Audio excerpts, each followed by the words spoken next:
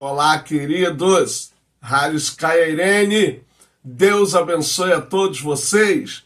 Como eu sempre digo, este é o dia que fez o Senhor. Alegremos-nos e nos regozijemos nele.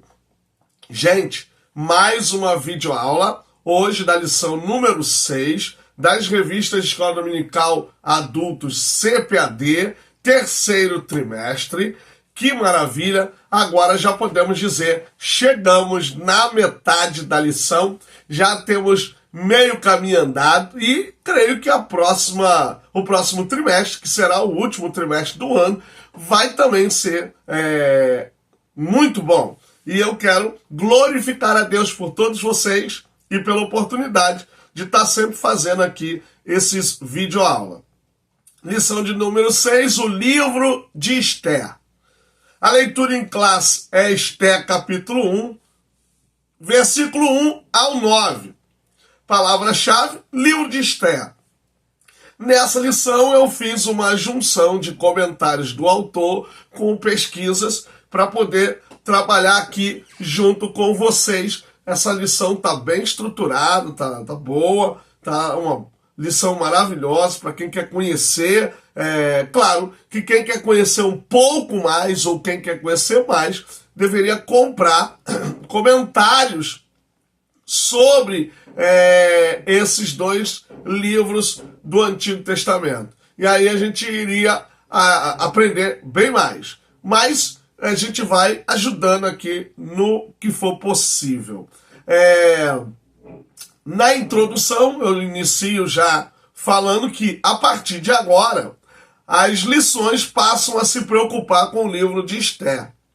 O livro de Ruth tem a menção do nome de Deus diversas vezes, enquanto o de Esther, o nome de Deus não aparece. Pode ter alusão no escrito hebraico ou algum acróstimo, alguma coisa pode demonstrar que o nome de Deus está ali. É claro que a gente não vê explicitamente, mas a ação divina está desde o começo até o final do livro.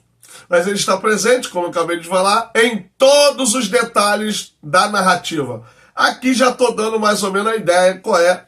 O gênero dele também é um livro narrativo, porque narra ali uma história real, verdadeira.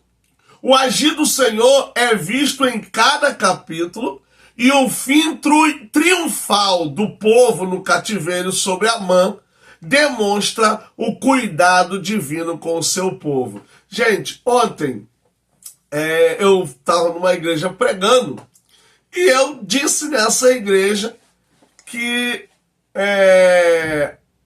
eu posso duvidar de qualquer coisa, seja lá o que for, mas não duvido do amor de Deus, porque o amor de Deus realmente é tremendo, gente. A gente não pode desconfiar do amor de Deus. Deus ama realmente e não precisa estar dando tudo certo. Olha a situação que Amã causou para os filhos de Israel e a gente vê Mardoqueu vendo toda a dinâmica. E ele continuou crendo. Então as circunstâncias, a situação adversa não pode entrar em nossas vidas de maneira que a gente venha dizer que Deus não ama mais. Não, pelo contrário, ele nos ama e ama muito e vai usar da situação adversa para nos abençoar, nos fortalecer, nos moldar, nos capacitar para vencermos e permanecermos de pé.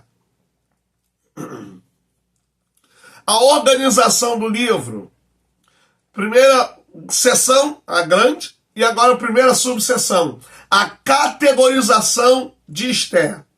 Da mesma forma que Ruth, Esther pertence aos escritos, os 11 livros que compõem a terceira seção da Bíblia hebraica, ou seja, Torá, Neviim, Ketuvim. Então, o livro de Esther e de Ruth fazem parte do Ketuvim, que é a terceira parte da Bíblia hebraica. E nesta sessão, também ao lado de Ruth, integra os Megilot, que são os 5 rolos curtos, lidos anualmente nas festas judaicas. Ou seja, esses livros eram escritos em festas realizadas ali no mundo judaico. As categorizações de Ruth e Esther também são da providência, mas nos apresenta uma história cujo roteiro é, por inteiro, uma manifestação da providência de Deus.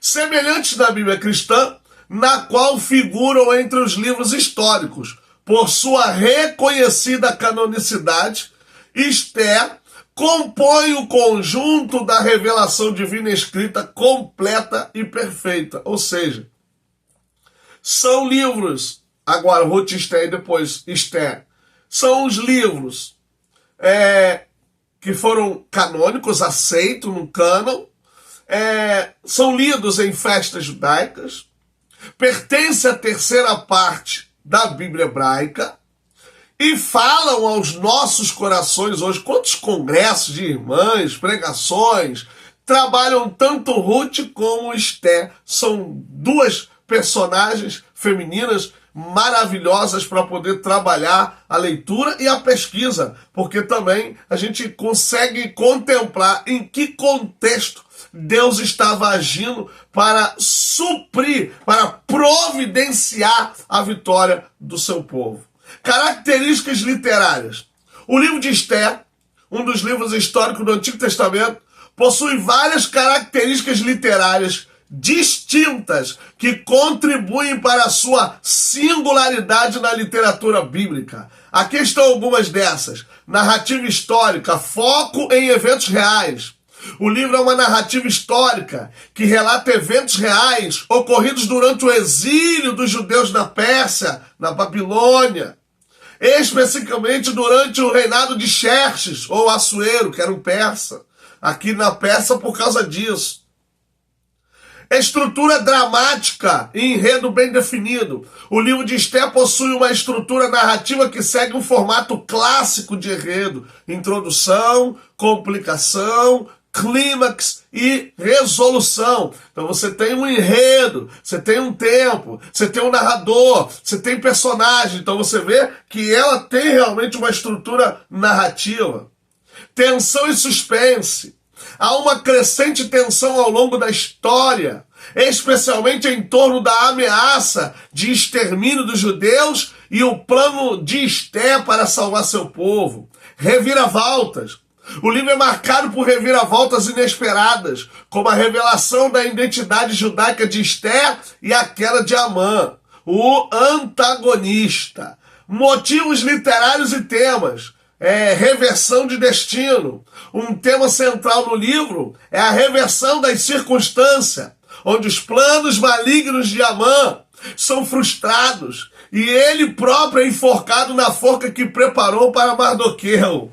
Identidade e pertencimento. A identidade judaica de Esther e sua revelação, estratégia, no momento certo, é crucial para a salvação do povo judeu. Então observe que tudo foi feito estrategicamente. Agora olha a perspicácia, a sabedoria de Mardoqueu. Que homem sábio, que homem inteligente. Gente, na vida o cristão precisa ser sábio, precisa ser inteligente para poder arquitetar coisas boas, arquitetar bênçãos para sua casa, para sua família e até para sua vizinhança. O crente, o cristão, o servo de Deus precisa ter inteligência, fidelidade e coragem. Esther demonstra grande coragem ao se aproximar do rei sem ser chamada. Um ato que poderia ter resultado em sua morte, mas Deus está providenciando. Aí a gente lembra do salmista, né? Ainda que eu andasse pelo vale da sombra da morte, não temerei mal algum, porque tu estás comigo. A tua vara e o teu cajado me consola. Gente, precisamos ter pegar essa composição, pegar essa estrutura aqui, essa dinâmica, essas características e até colocar na nossa própria vida, para a gente ter um bom desenvolvimento aí na nossa história de vida, da nossa história como servo de Deus também, né, que é preciso. Autoria e data, que é a terceira subseção da primeira grande sessão. A autoria e a data do livro de Esther são temas de debate entre estudiosos, pois o livro não menciona explicitamente quem o escreveu, e a data exata de sua composição é incerta. Aqui estão as principais considerações que eu vou citar aqui. Autoria anônima. O livro de Esther é tradicionalmente considerado anônimo, pois o texto não atribui a sua autoria a nenhuma pessoa específica. Não tem no livro. Então a gente supõe, a gente faz numa perspectiva hipotética, porque nós não temos certeza. Aí também tem a questão judaica. Quem a comunidade judaica colocou como autor desse livro? Aí pode contribuir, mas mesmo assim são tempos muito antigos. Então, o período babilônico, o cativeiro foi muito antes de Cristo, e já passamos mais de 2000 anos de Cristo. Então você tem esse espaço temporal que pode atrapalhar um pouquinho na certeza, na determinação de quem tem escrito o livro de Esther. Possíveis autores. Alguns estudiosos sugerem que o autor poderia ter sido alguém familiarizado com a corte persa e com as tradições judaicas. Possivelmente um judeu que viveu na Pérsia ou que tenha acesso a documentos oficiais persas. Ele precisa entender a questão de estender o cetro, de se não receber esse olhar do rei, poderia ser morto, a questão de Vasti ter ido embora. Então todo esse contexto persa, da monarquia persa, deveria ser conhecido pelo autor. Outra sugestão, Mardoqueu. Existe uma tradição rabínica que sugere que Mardoqueu, uma das figuras centrais do livro, poderia ter sido o autor, dado ao seu papel proeminente na história e sua possível posição de autoria. Mas o texto não deixa entre linhas, ou nas linhas, ou no contexto, alguém que seja o autor. O autor está fora do texto, porque geralmente nas narrativas os verbos são usados na terceira pessoa e também no passado. Então você vê que não tem assim um eu. Quando tem o eu, esse eu no caso um eu e tu, porque há um diálogo, ou eu e nós, eu e vós, porque há um diálogo, mas geralmente a gente vê que está no ele. Então, esse ele, o autor está fora do texto. Estilo e perspectiva. O livro é escrito do ponto de vista judaico e reflete um conhecimento profundo das práticas e leis persas. Então você vê que o pano de fundo são dois mundos antagônicos, mas que estão vivendo no mesmo espaço, porque o povo judeu está no cativeiro e quem comanda agora é a Pérsia. A Babilônia já caiu. Então, por aí a gente já tem uma noção, mais ou menos, de tempo, de data, porque a Babilônia já caiu e agora quem está assumindo é a Pérsia. E aí a gente vai perceber o quê? Que dentro desse contexto, você tem um olhar bem mais judaico, um olhar bem mais voltado para o judaísmo, mas que não vai deixar de fora a ideia persa do que está ocorrendo ali naquele momento. O que indica, mais uma vez, que o autor era bem informado sobre os acontecimentos da época. Então não é alguém que talvez esteja distante, mas alguém bem próximo ali. Então a data da composição, período persa. A história do livro de Esther se passa durante o reinado de Xerxes I, ou Assuero, que governou a Pérsia de 486 a.C. a 465. Lembrando que antes de Cristo as datas eram decrescentes, ou seja, de cima para baixo, por isso 486 a 465. Então você tem aí um período de 20 anos, 21 anos aproximadamente. A composição do livro, portanto, teria ocorrido após esses eventos, mas não muito tempo depois, possivelmente entre o final do século V e o início do século IV, ou seja, ali entre 410, 400 alguma coisa, na primeira metade do século, ou seja, na segunda metade, que a primeira é do 100 a 50, então de 50 para baixo, ou seja, de 450 para baixo, ou de 399 para baixo, que seria aí o quarto século. Então a gente vê que esse livro está sendo composto há muito tempo antes de Cristo, 4 séculos ou 5 séculos antes de Cristo. Então a gente vê todo esse contexto ali persa, um contexto nesse período também, mais para frente um pouco a gente vai ver que o Império Grego está começando a também expandir, então está muito próximo a esse contexto aí. Existe teoria da data pós-exílica. A maioria dos estudiosos situa a composição do livro de Esther em algum momento do período pós-exílio, quando os judeus já haviam retornado do exílio babilônico, mas ainda viviam sob o domínio persa. Isso colocaria a data da composição entre o fim do século IV e o fim do século V, e o início do século IV. Não tem tanta diferença da data da composição no período persa, que também é no século V ou do século IV.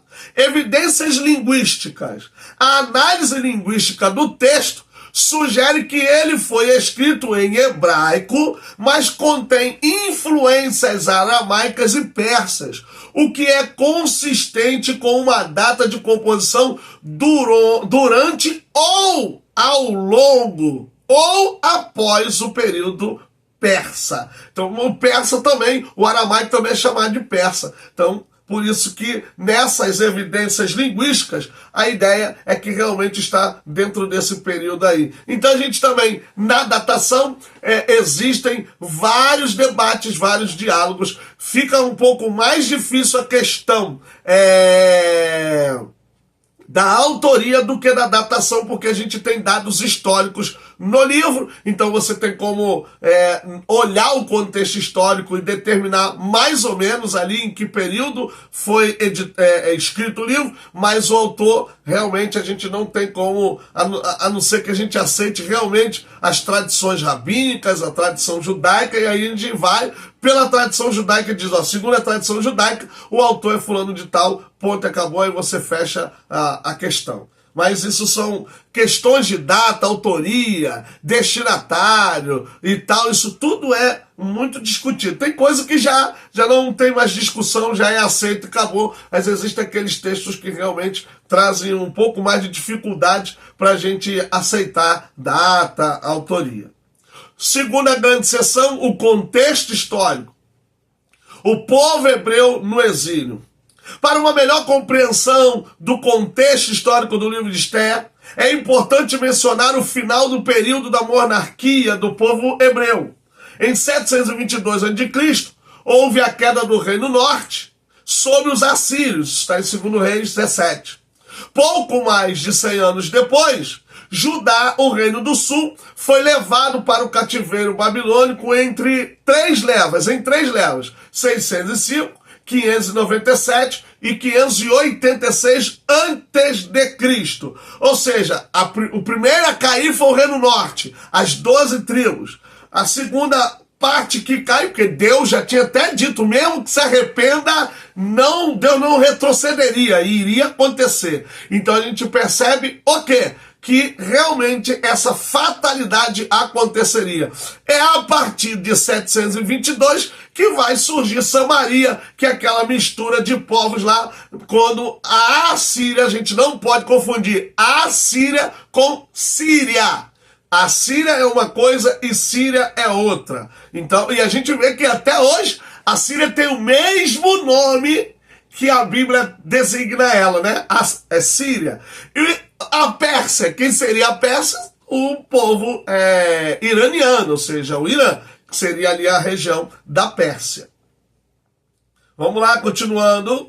Conforme Jeremias havia profetizado, o exílio na Babilônia duraria 70 anos. Jeremias 25, 11, 29, 10 e o 14. Versículo 10 ao 14. Foi um período em que Deus tratou com Judá, principalmente para extirpar a idolatria que havia contaminado a nação. Se uma coisa boa que foi efetuada pelo período babilônico foi o extermínio da idolatria. Israel não mais cometeu o pecado de idolatria. Rejeitou Jesus, que de certa forma é pior. Mas idolatria não, nunca mais cometeram idolatria. Deus abandona todo pensamento, sentimento e comportamento idolátricos. Abomina, desculpa, eu disse abandona. Deus abomina todo pensamento, sentimento e comportamento idolátricos. Ou seja, Deus não aceita, gente. Por isso, nada em nossa vida pode ocupar o que pertence a Ele. Por isso, amar ao Senhor com todas as suas forças, com todas as suas emoções e de todo o seu coração, com todo o seu ser, espírito, alma e corpo. Lá no mundo judaico, como é dicotomia, corpo e alma, corpo e espírito. Assim que a gente tem que fazer, amar ao Senhor acima de tudo. Ele precisa estar em primeiro lugar. A gente não pode ter bens, parentes, filhos, esposo, esposa, mãe, pai, seja o que for, acima de Deus, que aí seria idolatria. E Deus não se agrada. Então tudo precisa estar debaixo. Primeiro que a Bíblia é bem clara em Mateus, quando Jesus diz: buscai primeiro o reino de Deus e a sua justiça, o reino dos céus. Primeiro Jesus, primeiro Deus, depois tudo isso aqui, gente, ó. E isso tudo vem até por causa do buscar primeiro Deus, que aí ele vê que a gente não é presa a nada, não é apegada a nada e vai nos abençoar poderosamente. É assim que Deus vai fazer, para a glória de Jesus. Foco em eventos reais, ou seja, ainda dentro do contexto histórico, na primeira subseção, o povo hebreu do exílio, agora foco em eventos reais. O livro é uma narrativa histórica que relata eventos reais ocorridos durante o exílio dos judeus na Pérsia, especificamente durante o reinado de Xerxes I, ou Assuero.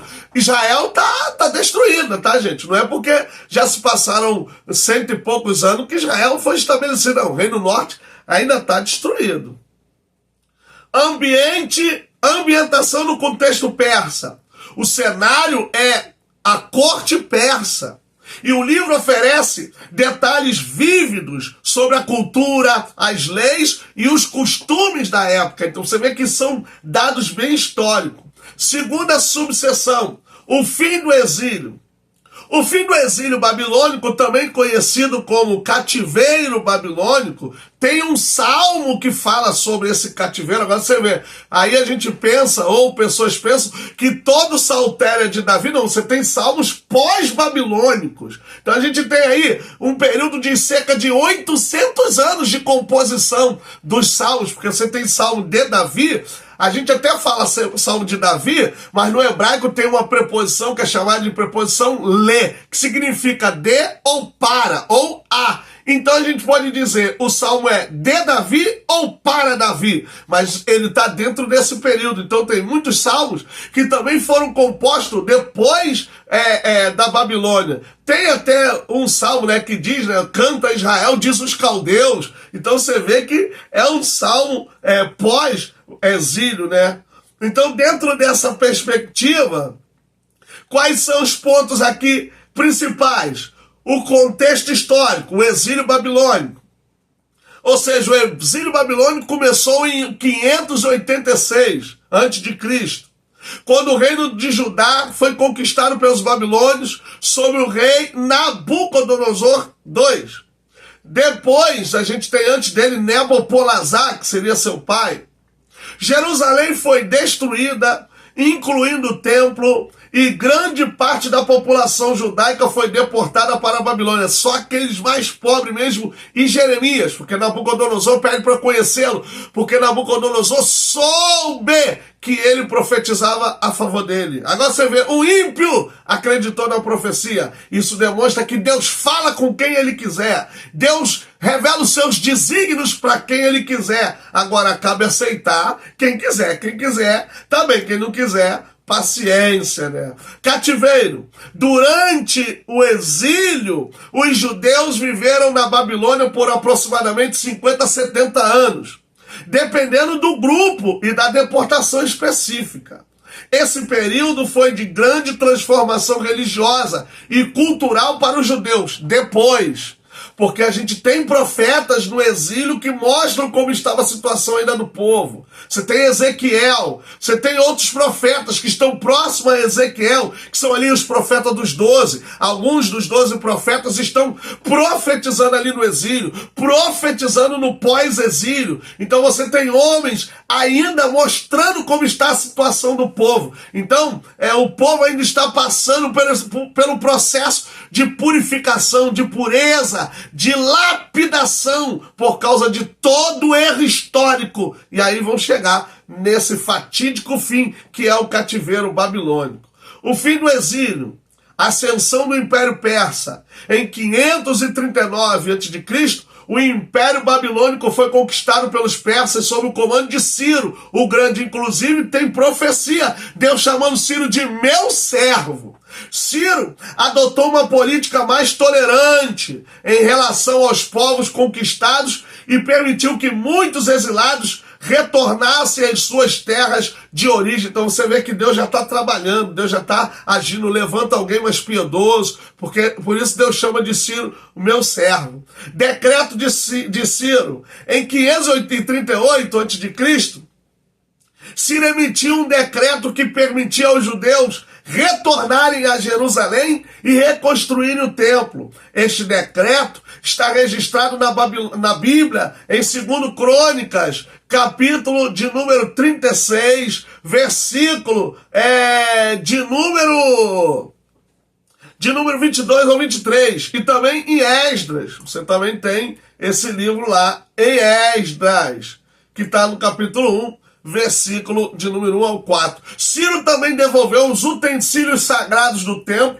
que haviam sido saqueados pelos babilônicos. E aí você lembra, né? Mené, Tekel, o Farzim, ou Pérez, o Farzim. Lembram lá o filho de Nabucodonosor, quando faz aquilo lá, que usa os utensílios para o banquete dele profano? Então agora Ciro vai devolver, né, gente? Ciro vai devolver para o povo judeu. Isso aqui é uma coisa importante para os judeus, porque ele recebe de volta os seus utensílios. Retorna a Jerusalém, sob a liderança de figuras como Zorobabel e o sumo sacerdote Josué, filho de Salatiel.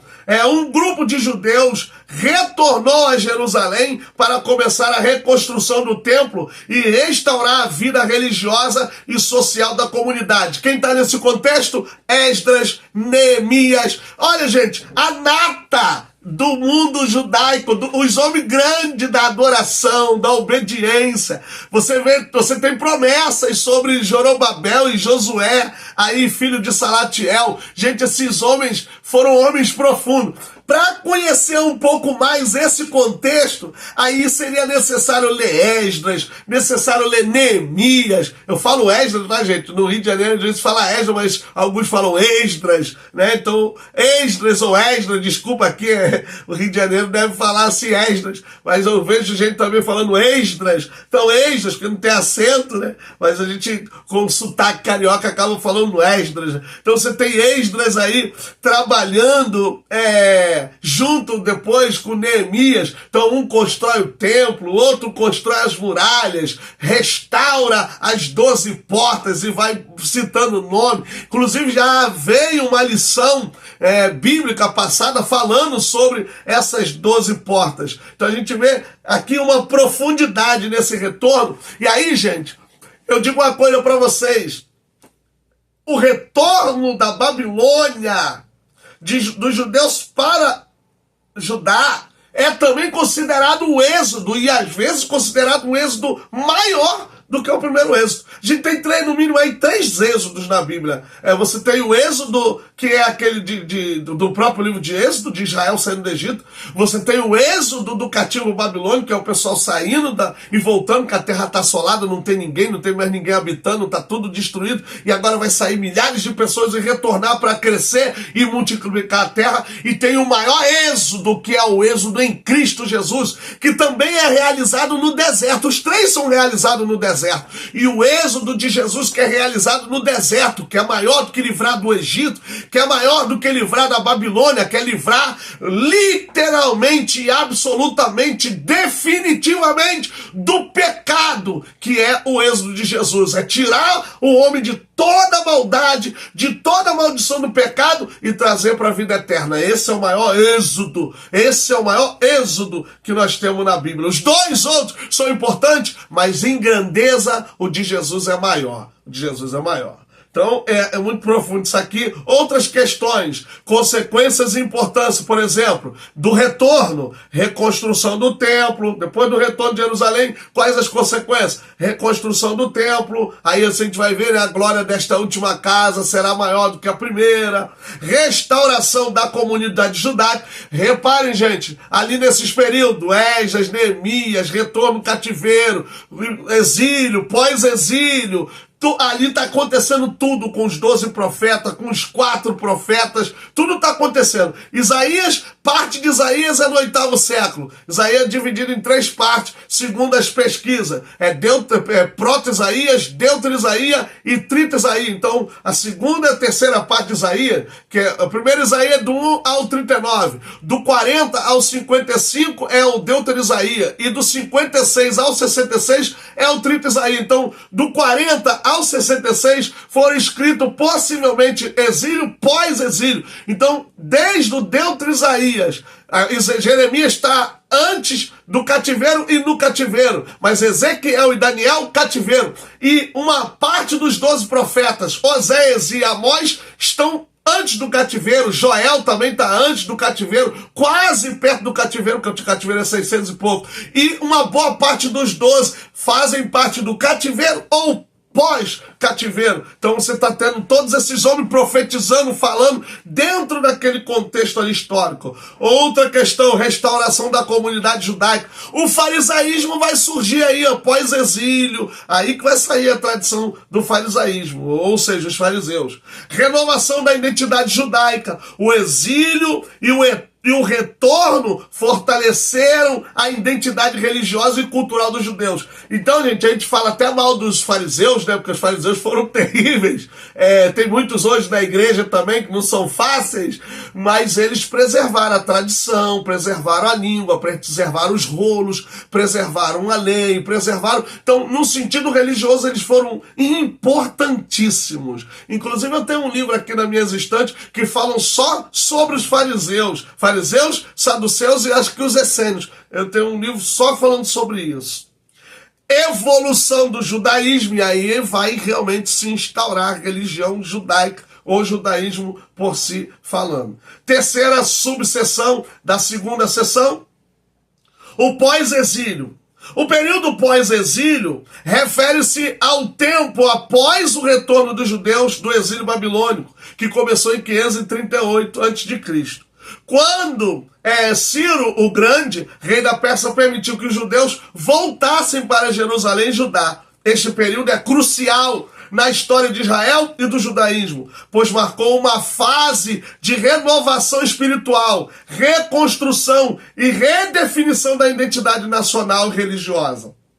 Algumas questões e aspectos desse período. Retorno a Jerusalém, foi no decreto de Ciro em 538, liderança de Zorobabel e Josué, reconstrução do templo, ou seja, o segundo templo. A reconstrução do templo começou por volta de 536, importância do templo, restauração da comunidade e reforma religiosa de Esdras e Neemias. Ali o Esdras está ali, um escriba sacerdote que chegou em Jerusalém por volta de 458, ele vai liderar aí uma reforma religiosa. Vocês lembram lá do avivamento? Abandonai vossas mulheres, vossos filhos, lê o livro da lei, tem que ter intérprete. Então por isso que eu estou dizendo, todo esse conjunto deveria ser lido junto. Então aí vai promover a observância da lei de Moisés e restaurando aí a pureza da comunidade judaica, porque vai te pedir o divórcio, vai mandar embora as mulheres que não eram judias. Renovação do pacto, então Esdras e Neemias vai convocar o povo, eles vão fazer uma leitura pública da Torá e o compromisso de seguir essas leis divinas, então uma renovação do pacto. Separação dos povos estrangeiros, então vai trazer esse desenvolvimento judaico, vai arrancar essa separação. Desafios e conflitos, então você tem a oposição interna, você tem as tensões externas, nós temos aí as influências culturais e administrativas e a formação das escrituras. Então é a partir daí que vai começar também a canonização dos textos sagrados do Antigo Testamento. Terceira grande sessão para irmos caminhando para o final. Propósito e mensagem. O tema central do livro de Esther é providência e soberania de Deus na proteção e preservação do povo judeu, mesmo em circunstâncias adversas.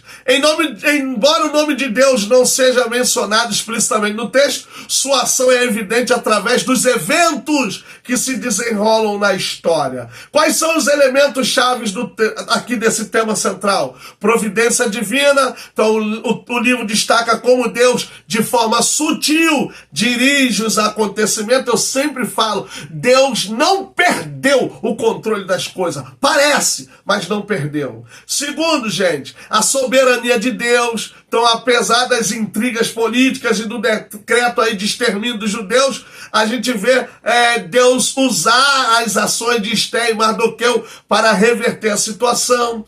Coragem e sabedoria. Então, Esther e Mardoqueu são exemplos de coragem e sabedoria. Aí eu volto lá atrás. Não tem que ter só sabedoria, tem que ter coragem para empreender, para desenvolver, para manifestar. Então, tem que ter isso. Instituição do Purim, que é aquela situação daquele jogo de sorte que tentam. Então aqui vai ter depois a festa do Urim e do Purim. Segunda parte aí, uma falsa estabilidade.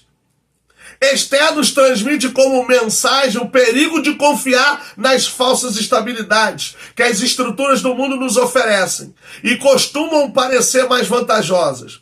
Estava tudo indo muito bem em Suzã, até surgir a ordem de extermínio total dos judeus. A falsa segurança foi embora. Gente, quando tudo estiver bem, confia, continua orando, continua buscando, continua jejuando, continua tendo uma vida muito fundamentada na adoração, no servir, no buscar, para que Deus venha manter-se aí na sua vida como o verdadeiro fiel que você acredita que ele é, porque ele é, e você não relaxar, porque foi isso que aconteceu. E aí o povo passou a sofrer com essas intervenções. Aí você tem a festa de Purim Tumim, que foi realizada no 14º dia do mês de Adar, que geralmente cai em fevereiro ou março, no calendário gregoriano. Então a palavra Purim significa sorte, referindo ao sorteio que Amã fez para determinar a data do massacre